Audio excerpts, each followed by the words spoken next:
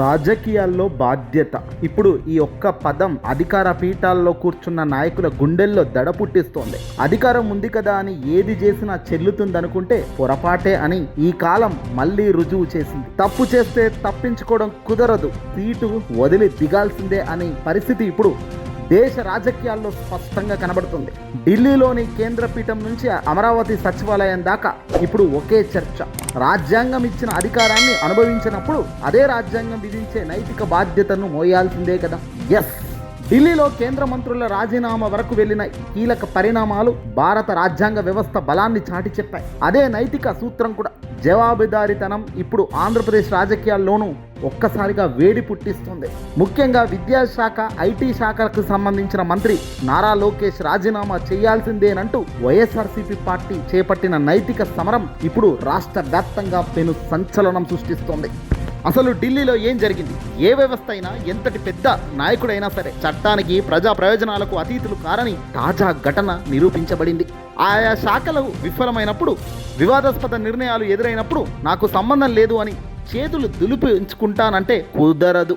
సుదీర్ఘమైన న్యాయ పోరాటాలు, ప్రజాక్షేత్రంలో వచ్చిన ఒత్తిళ్లు మరియు చివరికి కేంద్ర ప్రభుత్వం కూడా తలవంచక తప్పలేదు. ఒక శాఖలో లోపం జరిగిన, నిర్ణయాలు వికటించిన దానికి ఆ శాఖ మంత్రే ప్రాథమిక బాధ్యత వహించాల్సిన ఉంటుందని నేటి ఢిల్లీ ఘట్టం చెబుతున్న మాట ఇది. కేంద్రంలో ఒక మంత్రి పదవిని కోల్పోవాల్సిన పరిస్థితి రావడం, అది కూడా ప్రతిపక్షాల గెలుపు మాత్రమే కాదు, ఈ దేశ ప్రజాస్వామ్య వ్యవస్థ సాధించిన ఒక ఘన విజయం.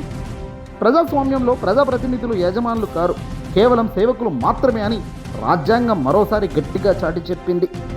అనంతకాలంలోనే చాప కింద నీరులా పుట్టిన political party, social media political party CJP, cockroach Janata party సాధించిన ఒక గొప్ప ఘనత ఇది. ప్రతి ఒక్కరూ సామాన్యుడి పార్టీగా అవతరించిన సిజేపీ పార్టీ ఇప్పుడు దేశంలోని ఎక్కడైతే తప్పు జరుగుతుందో ఆ తాట తీసేందుకు శ్రీకారం చుడుతూ ముందుకు పోతుంది. ఇప్పుడు దేశంలోనే ప్రతి రాష్ట్ర ప్రభుత్వానికి, ప్రతి ఒక్క మంత్రికి ఒక స్పష్టమైన హెచ్చరిక లాంటిదే అయింది. ఇది అంతా కూడా జవాబుదారీతనం గాలికి వదిలేస్తే చివరికి చిప్పే మిగులుతుంది అనేది చాటి చెప్పిన కథ. తాజాగా ఢిల్లీ ఘటనతో పోలిస్తే ఇప్పుడు అమరావతి వైపు బలంగా వీస్తోంది. ఆంధ్రప్రదేశ్ రాజకీయం ఇప్పుడు నైతిక బాధ్యత అనే అంశం చుట్టూ తిరుగుతోంది. రాష్ట్రంలో కీలకమైన శాఖలకు నిర్వహిస్తున్న మంత్రి నారా లోకేష్ తక్షణమే తన పదవికి రాజీనామా చేయాలనే డిమాండ్ ఇప్పుడు ఊపందుకుంది. వైసీపీ ఈ అంశాన్ని కేవలం ఒక రాజకీయ విమర్శగా కాకుండా ఒక నైతిక పోరాటంగా ప్రజల ముందుకు తీసుకెళ్తుంది. కూటమి ప్రభుత్వంలో అత్యంత కీలకమైన స్థానంలో ఉన్న నారా లోకేష్ తన శాఖలో జరుగుతున్న వైఫల్యాలకు, వివాదాలకు నైతిక బాధ్యత వహించాల్సిందేనంటూ ప్రతిపక్షం గట్టిగా నిలదీస్తుంది. ఆంధ్రప్రదేశ్లో డిఎస్సిలో జరిగిన అక్రమాలకు విద్యాశాఖ మంత్రి నారా లోకేష్ బాధ్యత వహిస్తూ రాజీనామా చేయాలని ఇప్పుడు వైసీపీ డిమాండ్ చేస్తుంది. నారా లోకేష్ పై వస్తున్న ఆరోపణలకు ప్రభుత్వం స్పష్టత ఇవ్వలేక ఇప్పుడు ముక్కున వేలేసుకుంటుంది. డిఎస్సిలో అక్రమాలపై చంద్రబాబు, నారా లోకేష్ ఎందుకు అసలు నోరు విప్పడం లేదు? ఆ ఆరోపణలపై సమగ్ర విచారణ జరిపించాలని ఎందుకు డిమాండ్ చేయడం లేదు?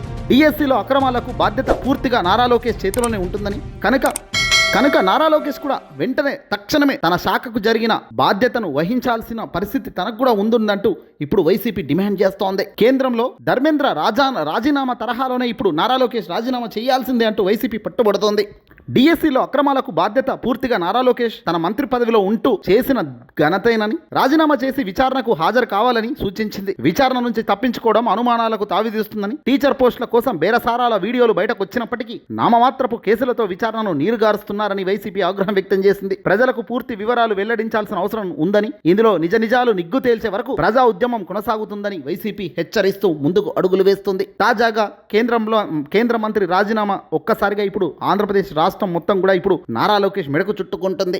నీట్ పేపర్ లీక్ అంశానికి సంబంధించి సిజేపీ ఆందోళనలు ఏకంగా తీవ్ర స్థాయికి రావడంతో కేంద్ర విద్యాశాఖ పదవికే ధర్మేంద్ర ప్రధాన్ రాజీనామా చేయాల్సిన పరిస్థితి వచ్చింది. ఆయన అనుసరిస్తున్న ఏపీ ఇప్పుడు అదే మాదిరిగా ఆంధ్రప్రదేశ్లో విద్యాశాఖ మంత్రిగా నారా లోకేష్ కూడా రాజీనామా చేయాలని, ఆయన కూడా దొరికాడు కాబట్టి, ఆయన కూడా తప్పు చేశాడు డిఎస్సిలో కాబట్టి అంటూ ఇప్పుడు వైసీపీ రాగం పట్టుకుంది. దీంతో ఉక్కిరి బిక్కిరి కాక తప్పడం లేదు వైసీపీ చేస్తున్న దెబ్బకు. ఏదేమైనప్పటికీ కూడా నాయకులు మీరు సేవకులు మాత్రమే అన్నది గుర్తుపెట్టుకోవాలి. కాదు కూడదు అంటే మాత్రం పెద్దవాళ్ళైనా సరే ఓ టైంలో ఏదైనా ఉద్యమం రాయొచ్చు, ఏదైనా రాయి ఎటు తిరిగి ఇటు తిరిగి మననైతే బలగొట్టుకునే పరిస్థితి రావచ్చు. ఈ వీడియో అసలు ఎక్కడ షేర్ చేయండి.